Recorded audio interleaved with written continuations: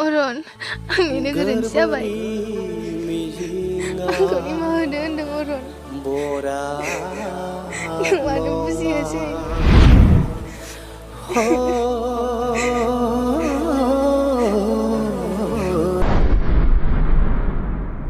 एफा मोजां फिसायनि नखरखौ नागारना थांना मा लांफैदों नोंलाय?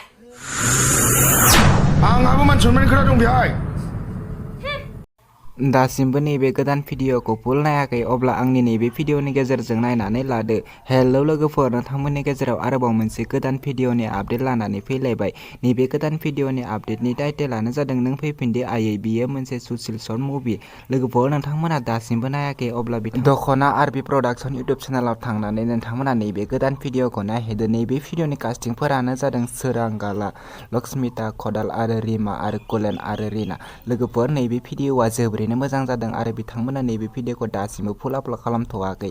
जेब्ला बिथांमोना नैबे भिडिअखौ फुल आपल'ड खालामगोन अब्ला आं आंनि चेनेलाव आरोबाव खनसे आपडेट खालामनानै होफैगोन। नैबे भिडिअनि प्रडिउसारानो जादों रिना बसुमतारी आरो नैबे भिडिअनि स्ट'रि बिजु कारजि। नैबे भिडिअनि डाइरेक्टेडआनो जादों बिरफुं महिलारी।